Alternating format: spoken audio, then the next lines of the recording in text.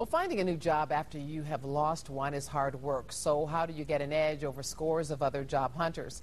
Our partners at the Montgomery County Department of Jobs and Family Services have answers.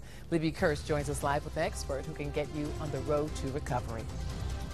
Well, Marcia, we're happy to have Steve Alford here from the Montgomery County Department of Job and Family Services. Steve, thanks for being with us tonight. Thank you. Let's start with something really basic. Why do you need a good resume?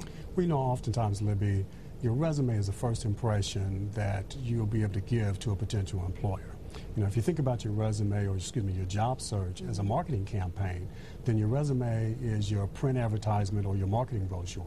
And you clearly want to have the strongest resume you can to help ensure that you get called in for an interview. Okay, a lot of different kinds of resumes, a lot of different ways you can write your resume.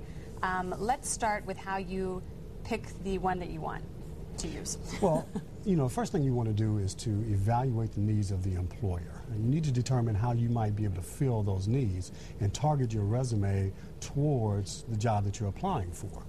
Now, there's basically three types of resumes. There's a chronological, a functional, and a combination. Now, the chronological is the one that lists your work experience in reverse chronological order, with your most recent job going down to your oldest job. And if you're trying to show career growth, this may be the best option for you. Now, a functional resume categorizes your skills by function, emphasizing your abilities. Now, this is pretty useful if you're changing careers and want to demonstrate how you can transfer your skills. And lastly, you're talking about a combination resume. Now, the combination it combines both the functional and the chronological. Now, this particular format is useful if you're changing careers and have a solid employment history. This format is also helpful if your job duties in a single job were diverse and you want to stress your various abilities, or you spent a long time in one job but moved up through the company.